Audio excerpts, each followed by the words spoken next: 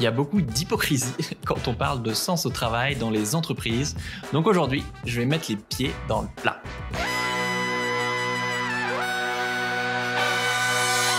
Bienvenue dans Soif de Sens, des histoires d'humains qui changent le monde. Chaque semaine, je reçois un invité écolo, féministe ou solidaire pour t'aider à incarner le changement. Et aujourd'hui, c'est un épisode bonus. J'ai répondu aux questions du média Business Advisor pour parler de sens au travail et si le sens n'était pas là où tu crois. Voici l'interview. Bonne écoute.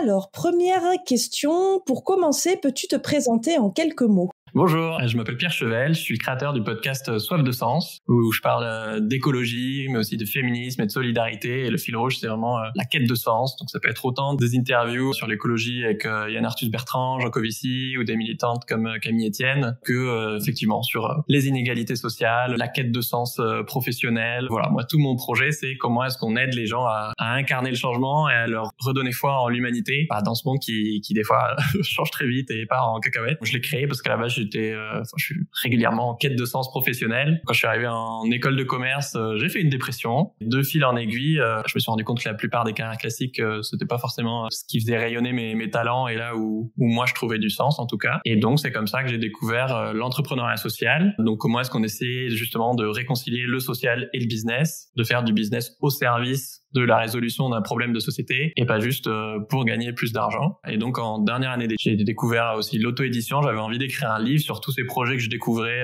en freelance, en stage, en césure, sur des moyens d'agir à son échelle. Et donc au tout début, le projet c'était des livres qui s'appellent Changer le monde en 2 heures. Donc je savais pas, mais du coup c'est devenu mon métier.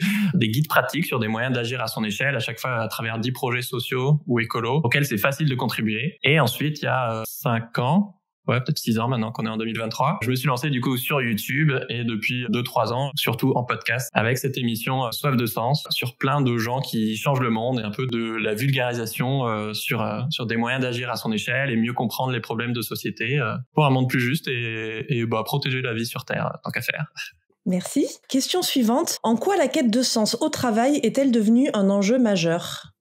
Il y a beaucoup d'éléments de réponse, mais effectivement, on connaît beaucoup de gens qui sont en sous-effectif dans leur travail, régulièrement le manque de reconnaissance ou les fameux bullshit jobs. Forcément, il y a plus de burn-out et de crise de sens. Globalement, culturellement, il y a comme une idéologie néolibérale qui s'est imposée, associée à une culture de la pression au résultat qui a largement augmenté. Sauf que dans le même temps, on réduit les moyens, on parlait de sous-effectif, donc on demande aux gens de faire mieux, mais avec moins et plus vite, encore plus dans les boîtes cotées où maintenant les résultats sont trimestriels. Il y a des fois une forme d'hypocrisie, effectivement, des entreprises qui se prétendent humanistes avec un discours bienveillant dans la com, mais derrière, on donne pas aux équipes les moyens de faire correctement leur travail et on leur met davantage de pression avec moins de ressources. Donc forcément, il y a une quête de sens qui explose. Par exemple, j'avais fait une interview dans le podcast sur le sens au travail avec quelqu'un qui m'avait beaucoup inspiré, Laurent Paulet de Primaveras. C'est une école pour faire des meilleurs choix de carrière. Et lui, justement, explique très bien qu'il y a 3 piliers du sens au travail. Il s'appuie sur les travaux de recherche en sociologie qu'on appelle de psychodynamie.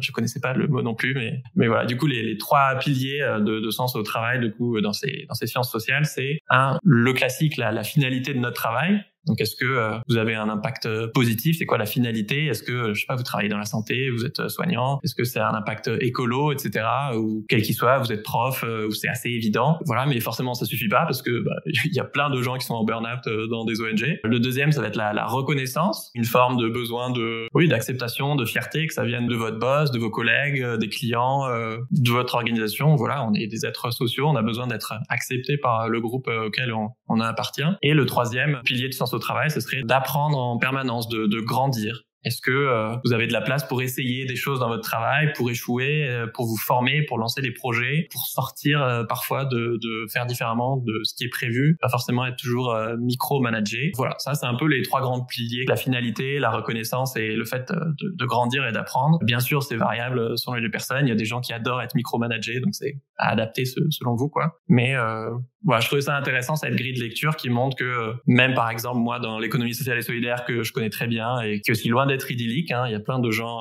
mal payés, peu de syndicats, des gens qui font des heures sup. Mais comme c'est un métier passion et que on peut prendre le poids du monde sur ses épaules, des fois les conditions sociales sont pas forcément mieux que dans le monde du travail classique, même si en termes d'impact social, il peut y avoir évidemment plus de sens.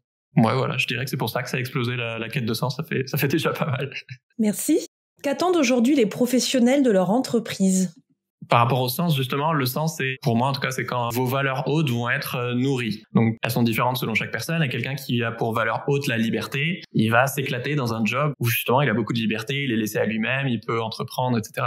Alors que quelqu'un qui, à l'inverse, a pour valeur haute plus la sécurité ou le mentorat, justement, il va préférer être cocooné, être managé de près et apprendre vraiment en rapprocher en binôme. Donc, la première chose, je dirais qu'il y a un gros exercice de diagnostic individuel à faire, soit à l'individu tout seul, soit accompagné par son manager ou son entreprise, mais voilà, pour mieux se connaître tout simplement. Donc, vous trouvez facilement plein d'exercices pour identifier vos valeurs sur Internet. Mais donc, l'idée, c'est qu'une fois que vous savez un peu dans votre pyramide quelles sont les choses qui vous nourrissent le plus, qu'est-ce qui vous apporte de la joie, voilà, ça peut être des choses toutes simples, d'avoir une bonne ambiance au travail. Est-ce que c'est ça qui est essentiel pour vous? Est-ce que c'est justement de voir votre impact, comme on disait? Est-ce que c'est de manager une équipe? On peut aussi le voir à l'inverse, pour savoir ce qui est important pour vous. Des fois, c'est aussi qu'est-ce qui vous énerve, qu'est-ce qui vous révolte, et où justement il y a une de vos valeurs hautes qui est bafouée. Est-ce que c'est le fait de faire des réunions de 1 heure qui pourraient durer 10 minutes? Est-ce que c'est le fait que votre boîte se prétende écolo alors qu'en fait, elle l'est pas tellement, ou que se prétende sociale alors qu'il y a plein de burn-out en interne, etc. C'est quoi, vous, dans les choses qui vous énervent dans vos expériences professionnelles, c'est quoi les valeurs derrière qui sont bafouées pour vous? Ça veut dire que c'est des choses importantes pour vous qui nourrissent du sens. Et je trouve ça intéressant de faire ce genre d'exercice parce que on a l'impression que des fois, pour trouver ou retrouver du sens au travail, il faut forcément changer d'organisation, changer du tout au tout, etc. Des fois c'est le cas, mais des fois non. Des fois il suffit de passer à 80% pour retrouver du sens, parce qu'en fait on a besoin de retrouver un équilibre. Je sais pas, on a envie de passer plus de temps avec ses enfants ou juste de lever un peu le pied. Des fois ça peut être des petites choses. Il suffit d'apprendre à s'imposer, par exemple face à un collègue qui vous maltraite. Des fois ça peut être d'apprendre à dire stop à son boss qui je sais pas, vous appelle chez vous le soir ou vous envoie des mails le week-end, etc. Donc je pense que oui, effectivement, un truc récurrent, ça peut être des fois de reclarifier le périmètre de sa fiche de poste, notamment avec son N+1, voilà, pour oser dire à Françoise ou Patrick que non, vous allez plus faire ça, parce qu'en fait c'est son boulot à lui ou à elle et pas le vôtre, quoi. Donc bien sûr, des fois, c'est pas forcément facile, mais ça peut se faire, et des fois oui, c'est plus compliqué et on a besoin de changer de poste, d'organisation, voire de secteur, mais du coup je pense que c'est important de se rendre compte qu'il y a plein de degrés en fait de retrouver du sens à son travail et d'ajustements qu'on peut faire en partenariat avec sa direction, quoi. C'est top. Comment les employeurs peuvent-ils accompagner leurs salariés dans leur quête de sens ? Je pense qu'il y a une part de responsabilité qui revient d'un côté aux salariés, évidemment, mais il y a surtout une énorme responsabilité qui revient aussi aux entreprises. Dans la fameuse pyramide de Maslow, oui, en haut, il y a la reconnaissance et l'estime, mais en bas, il y a quand même des besoins fondamentaux comme le sommeil, avoir le temps de manger correctement, la sécurité et le sentiment d'appartenance. Et souvent, ces choses basiques en entreprise, il peut y avoir beaucoup de violence et ces besoins, ils peuvent être bafoués. Et donc ça, c'est des besoins assez universels par rapport où, effectivement, l'estime ou la reconnaissance, ça peut être plus subtil et personnalisé. Un exemple flagrant, ça peut être quelque chose dont on entend assez peu parler, alors que c'est une vraie réalité, les violences sexuelles et sexistes. J'avais la chance de faire une interview dans le podcast avec Caroline Dehaas, qui a cofondé l'organisme de formation à l'égalité au travail EGAE, et a raconté une super anecdote sur le harcèlement sexuel en entreprise. Je crois que c'était une entreprise au Mans où elle intervenait. Il faisait un audit et les gens lui disaient non, mais chez nous, il n'y a pas de harcèlement. Alors que statistiquement, 1 femme sur 3 au travail déclare en avoir déjà subi. Donc la base dans une boîte, c'est de faire un diagnostic pour déjà se rendre compte que ça existe, même quand on pense que sa boîte est éthique et parfaite. Par exemple, elle leur disait, est-ce qu'il y a des gens qui font des remarques régulièrement sur mesdames, la taille de votre décolleté ou sur votre sexualité? Et les gens lui répondent, mais ça c'est tous les jours. Ça c'est du harcèlement sexiste. Ok, d'accord. Et ça en fait, par exemple, c'est illégal. Alors, il y aura toujours des gens qui vont dire « Oh, mais on peut plus rigoler, etc. » Peut-être, mais en fait, dans le code du travail, c'est illégal. Que ce soit drôle ou pas, c'est pas une question d'humour, c'est une question de droit, quoi. Donc c'est vrai que c'est important de faire ce genre de diagnostic aussi pour savoir de quoi on parle exactement. Une agression sexuelle ou du harcèlement sexuel, c'est pas la même chose. On peut penser que du harcèlement, ça va être plutôt une main aux fesses, mais non, ça c'est pire. Ça c'est une agression, c'est le cran au-dessus. Avant, il y a du harcèlement. Voilà. Ils font des super formations gratuites avec nous toutes aussi, l'association qu'elle a cofondée, pour se former et justement savoir ce qui est légal et illégal dans les violences, puis avoir un peu de répartie aussi, puisque dans ce genre de situation, on peut vite être prise au dépourvu et surtout en tant que personne tierce, encore plus si on est un homme, intervenir dans ce genre de situation et pas juste faire comme si de rien n'était et être neutre, quoi. Donc ça, pour moi, c'est un sujet qui me tient à cœur. Évidemment, il y a plein d'autres moyens d'agir. J'ai eu la chance aussi de faire un autre épisode avec Lucie Lucas, qui est une actrice qui joue depuis, je sais pas, une douzaine d'années dans la série Clem sur TF1, qui a fait Danse avec les stars, etc. Enfin, qui est donc une comédienne et qui parlait de son burn-out. Et je trouvais ça intéressant, effectivement, qu'elle replaçait la responsabilité de l'organisation dans une société où on met beaucoup la responsabilité et la culpabilité sur les individus, autant dans l'écologie, recycler vos déchets, même si c'est un autre sujet, que sur trouver du sens au travail. Quand une entreprise va demander trop à un salarié, il a beau avoir toute la volonté du monde, il va finir par se cramer. Voilà, elle me disait, quand sur un tournage, mais ça peut être sur plein d'autres métiers, sur un chantier ou en bureau, quand t'as pas le temps de manger à midi, quand ton employeur te demande trop, en fait, tu finis par craquer, quoi. Donc, par exemple, ça peut être interdire les mails et les appels en dehors des horaires du boulot. C'est un exemple parmi plein d'autres. Après, forcément, c'est spécifique à votre situation. Ensuite, sur le sens au niveau de l'impact sociétal, c'est sûr que plus, en tant qu'organisation, vous êtes clair sur la mission de votre entreprise, plus ce sera facile pour vos salariés de trouver du sens. Parce que si vous savez pourquoi vous faites les choses et où vous allez, le sens, du coup, c'est autant la direction, dans quel sens on va, que pourquoi on y va, la signification. Vous allez attirer les personnes qui cherchent le même sens que vous, en fait, qui ont les mêmes valeurs hautes. Donc, ça, c'est quelque chose que les organisations vont devoir de plus en plus se poser, notamment dans un monde qui s'effondre, en termes énergétiques, que culturels, que plein d'autres choses. Est-ce que mon cœur de métier, que ce soit vendre des canettes de coca ou chauffer des logements ou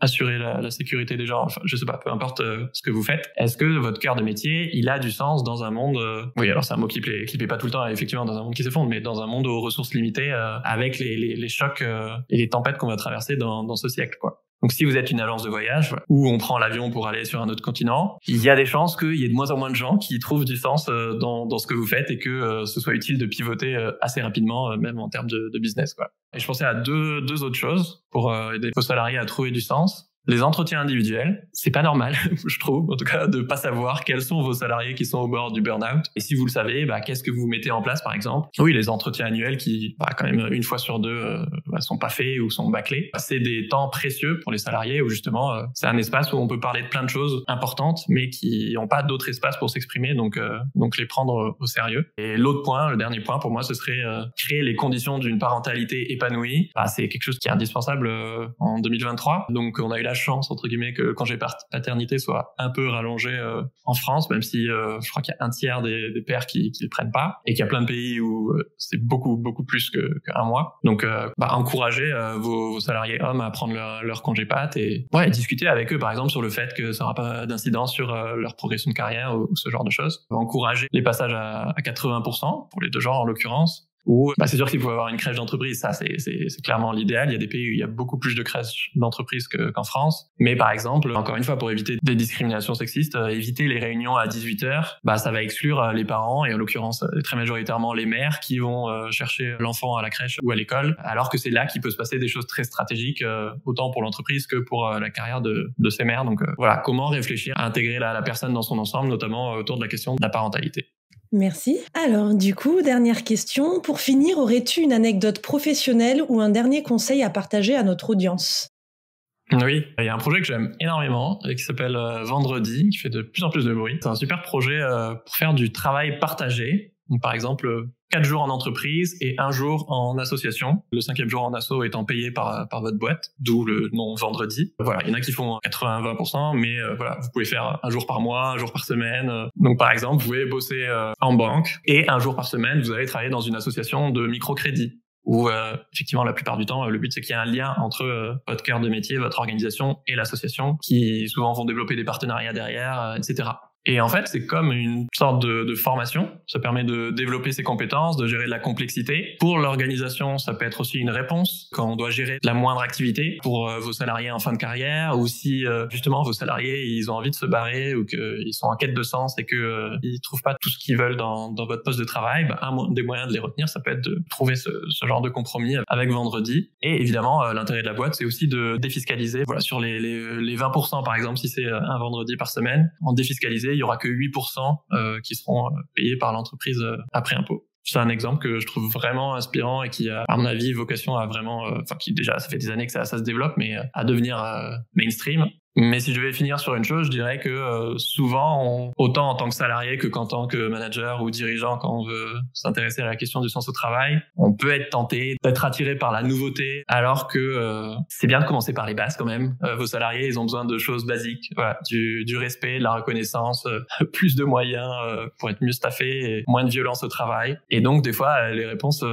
c'est pas forcément le truc qui brille, qui fait la une de challenge, mais ça peut être tout simplement des formations aux risques psychosociaux, à la résolution de conflits ou à la communication non violente. Des fois, ou juste faire des entretiens annuels correctement. Des fois, c'est des choses aussi simples que ça qui peuvent vous permettre de garder vos meilleurs éléments le plus longtemps possible, quoi.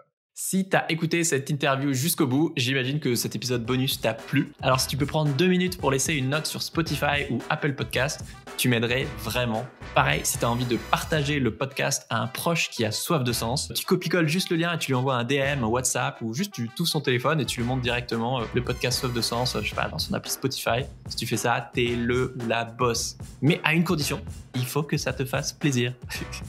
Merci les amis, je vous kiffe et je vous dis à dimanche prochain. Ciao tout le monde!